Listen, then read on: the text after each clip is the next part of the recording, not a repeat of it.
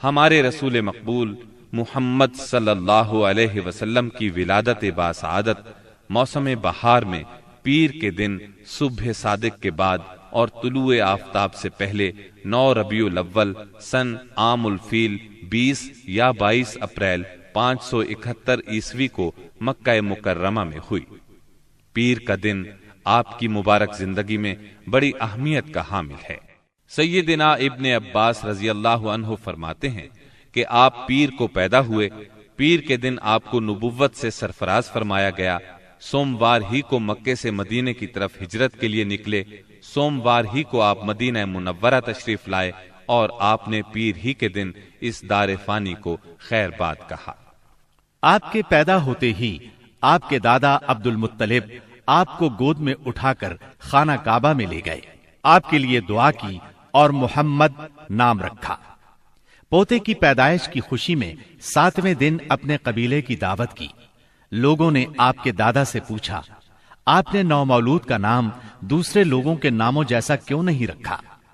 انہوں نے جواب دیا، میں چاہتا ہوں میرے پوتے پر اس نام کا اثر پڑے اور میرا پوتا تعریف و توصیف حاصل کرے۔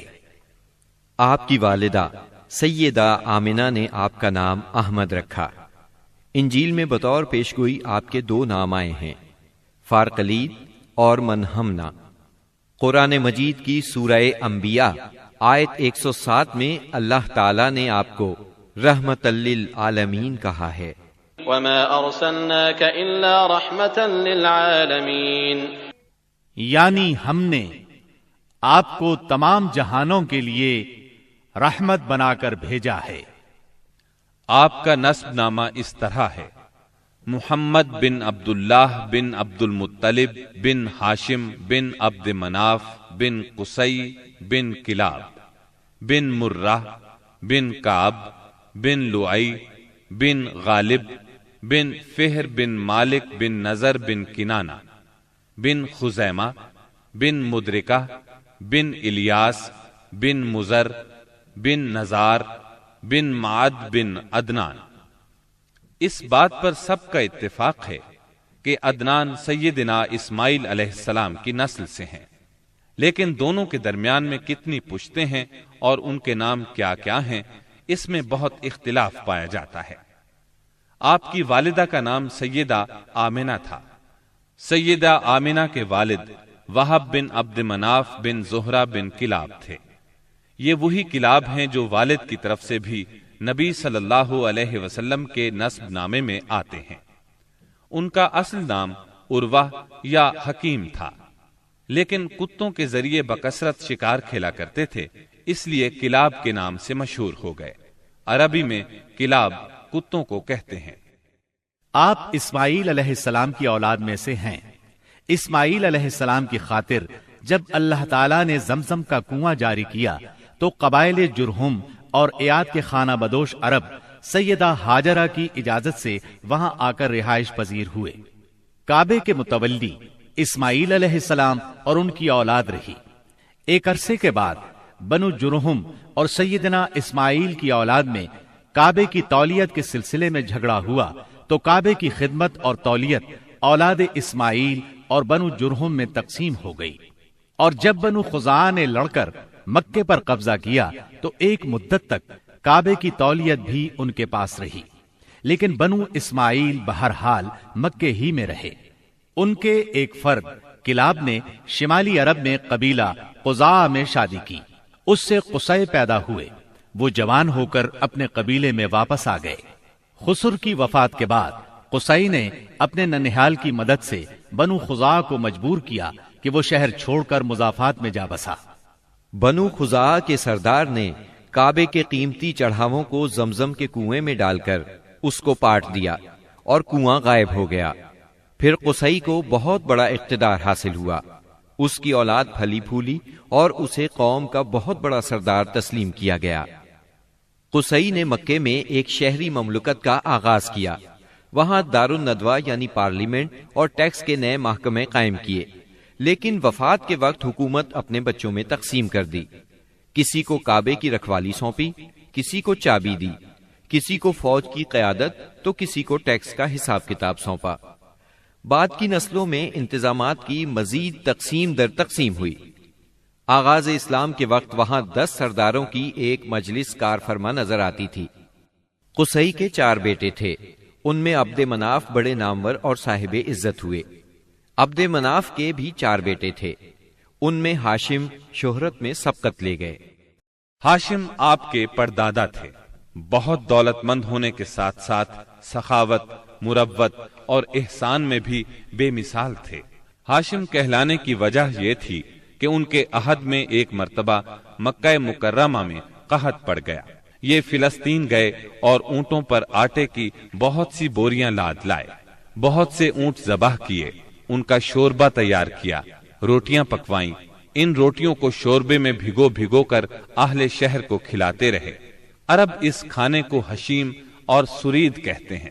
یہ سلسلہ ایک مدت تک جاری رہا، اسی وجہ سے ان کا نام ہاشم پڑ گیا۔ وہ حاجیوں کی خدمت اور مہمان نوازی میں بھی بڑھ چڑھ کر حصہ لیتے تھے۔ اسی سخاوت اور فیاضی سے ہاشم کا نام پورے عرب میں مشہور ہو گیا۔ ذاتی اثر و رسوخ اور وجاہت کی وجہ سے ان کی دوسرے ممالک کے درباروں میں بھی رسائی تھی۔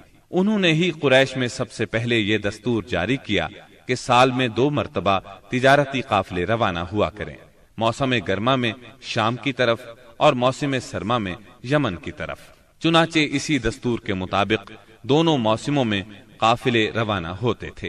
سورۃ القریش میں اللہ تعالیٰ نے قریش کو یہی انعام یاد دلایا ہے، کیونکہ قریش اللہ کی رحمت سے موسم سرما و گرما کے عادی ہو گئے۔ ان کی سمجھ میں یہ بات آ گئی کہ اس نعمت کے شکریہ میں اللہ کی عبادت کرنا چاہیے جو اس گھر کا مالک ہے، اور اس نے انہیں بھوک میں کھانا دیا اور خوف سے امن بخشا۔ نجاشی شاہ حبش ہاشم کی بے حد خاطر مدارت کرتا اور تحفے تحائف بھی پیش کرتا۔ قیصر روم بھی ان سے بہت مہربانی سے پیش آتا تھا۔ ہاشم نے یمن اور روم کی حکومت سے قریش کے تجارتی قافلے کی حفاظت کا حکم حاصل کیا، اور یہ ان کے اعلیٰ تدبر کا نتیجہ تھا کہ تمام راستے قریش کے تجارتی قافلوں کے لیے محفوظ ہو گئے۔ اس طرح مکہ مکرمہ بین الاقوامی تجارت کا مرکز بن گیا۔ اس سے خانہ کعبہ کی زیارت اور فریضہ حج عام ہو گئے، اور مکی زبان بھی ملک کے چاروں طرف سمجھی جانے لگی۔ ان قریشی قافلوں اور سالانہ میلوں کی وجہ سے جزیرہ نمائے عرب میں ایک معاشی مرکز پیدا ہو گیا۔ ان سالانہ میلوں میں قریش کو سرمایہ دارانہ تجارت اور قافلوں کی حفاظت کے سلسلے میں بہت اہمیت حاصل تھی۔ اس طرح مکہ مکرمہ تجارتی مرکز بنا، جس نے سیاسی مرکزیت کا راستہ کھولا جو اسلام کا کارنامہ بننے والا تھا۔ 197 عیسوی کے چند ماہ بعد ہاشم کی بیوی سلمہ بنت عمر کے ہاں مدینہ منورہ میں شیبہ یعنی عبد المطلب پیدا ہوئے۔ بچے کے سر میں کچھ بال سفید تھے، اس لیے ان کا نام شیبہ رکھا گیا۔ شیبہ کا مطلب ہے بوڑھا۔ ہاشم کی وفات کے بعد ذمہ داریاں ان کے بھائی مطلب نے سنبھال لی تھی۔ گویا مطلب شیبہ کا چچا تھا۔ اس کی وفات کے بعد شیبہ نے رفادہ اور سقایا کی ذمہ داریاں خوبی سے سنبھالی۔ انہوں نے یمن اور حبشہ کے درباروں میں اپنی قوم کی نمائندگی بھی کی۔ ان کی ملکیت میں ایک قدرتی چشمہ بھی تھا۔ ایک دن خواب میں انہیں اشارہ ملا کہ فلاں جگہ کھود کر غائب شدہ زمزم کا کنواں برآمد کریں۔ کھودتے وقت اس سے انہیں دفن شدہ خزانہ بھی ملا جو کعبے کے چڑھاووں پر مشتمل تھا۔ عبد المطلب کو زمزم کی ملکیت کے لیے بہت دشواریاں پیش آئیں، مگر اہل شہر امن پسند تھے۔ انہوں نے طے کیا کہ کسی غیر جانبدار حاکم سے اس کا فیصلہ کرا لیا جائے۔ عبد المطلب نے یہ بات مان لی، لیکن پریشان بھی تھے، اس لیے منت مانی کہ اگر اللہ نے مجھے 10 بیٹے دیے اور وہ بلوغت کو پہنچے تو میں ان میں سے ایک کو کعبے میں جا کر اللہ کے لیے قربان کر دوں گا۔ جب 10واں بیٹا بھی بلوغت کو پہنچ گیا تو عبد المطلب کو منت یاد آئی۔ انہوں نے بیٹوں کے درمیان قرعہ ڈالا تاکہ جس کا نام نکلے اسے قربان کر دیں۔ قرعہ نبی اکرم صلی اللہ علیہ وسلم کے والد عبداللہ کے نام نکلا۔ عبد المطلب کا ارادہ دیکھ کر رشتہ داروں اور دوستوں نے دخل اندازی کی اور انہیں مشورہ دیا کہ وہ کسی خاتون عرافہ کے پاس جا کر حل دریافت کریں۔ چنانچہ عبد المطلب ایک عرافہ کے پاس گئے۔ اس نے معاملہ سن کر مشورہ دیا کہ بیٹے اور 10 اونٹوں کے درمیان قرعہ ڈالو۔ اگر عبداللہ کے نام نکلے تو مزید 10 اونٹ بڑھا دو۔ اس طرح خون بہا کی مقدار میں اضافہ کرتے جاؤ یہاں تک کہ قرا خون بہا پر نکلے۔ انہوں نے قرا اندازی شروع کی۔ قرا ہر بار عبداللہ کے نام نکلتا رہا۔ یہ 10 اونٹ ہر بار بڑھاتے گئے۔ جب 100 اونٹ پورے ہو گئے تب قرا اونٹوں کے نام نکلا۔ عبد المطلب نے 3 بار ایسا کیا تاکہ اطمینان ہو جائے۔ ہر بار 100 اونٹوں ہی کا قرا نکلا۔ اب انہیں اطمینان ہو گیا کہ یہی اللہ کو منظور ہے۔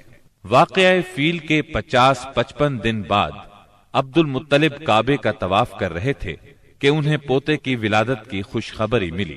75 سالہ دادا بہت خوش ہوئے۔ نبی کریم صلی اللہ علیہ وسلم ان کے پیارے فرزند جناب عبداللہ کی یادگار تھے، جن کی زندگی 100 اونٹوں کی قربانی دے کر بچائی گئی تھی، لیکن پھر اچانک وہ فوت ہو گئے۔ ان کی وفات سے بوڑھے باپ کو جو صدمہ پہنچا تھا، پوتے کی ولادت سے ایک حد تک وہ کم ہو گیا۔ عبداللہ کی والدہ یعنی نبی صلی اللہ علیہ وسلم کی دادی کا نام فاطمہ بنت عمرو تھا۔ عبداللہ کے 2 سگے بھائی زبیر اور ابو طالب تھے۔ بی بی آمنہ سے نکاح کے بعد عبداللہ نے رواج کے مطابق 3 دن تک سسرال میں قیام کیا۔ اس کے بعد تجارت کی غرض سے شام چلے گئے۔ واپسی پر یثرب یعنی مدینہ منورہ میں ٹھہرے تاکہ اپنے والد کے حکم کے مطابق کھجوروں کا سودا کریں۔ مدینہ منورہ ہی میں قیام کے دوران وہ بیمار ہو گئے۔ آپ کی بیماری کی خبر مکہ پہنچی تو عبد المطلب نے فوراً اپنے بڑے بیٹے حارث کو عبداللہ کی خبر گیری کے لیے مدینہ روانہ کیا۔ حارث مدینہ پہنچے تو معلوم ہوا 1 ماہ بیمار رہنے کے بعد عبداللہ انتقال کر گئے ہیں۔ انتقال کے وقت انہوں نے 5 اونٹ، چند بکریاں اور 1 باندی چھوڑی، جس کی کنیت ام ایمن اور نام برکت تھا۔ عبداللہ کا انتقال اپنے پیغمبر بیٹے کی ولادت سے چند ماہ پہلے ہی ہو گیا تھا۔ گویا آپ صلی اللہ علیہ وسلم شکم مادر ہی میں یتیم ہو گئے تھے۔ آپ کی والدہ سیدہ آمنہ طہارت نفس، شرافت، عزت، عفت، عصمت اور پاک بازی میں بے مثال تھی۔ اپنی قوم میں سیدۃ النساء کے لقب سے مشہور تھیں۔ ددھیال اور ننہیال دونوں کے اعتبار سے آپ عرب کے بہترین قبیلے اور بہترین قوم میں سے تھیں۔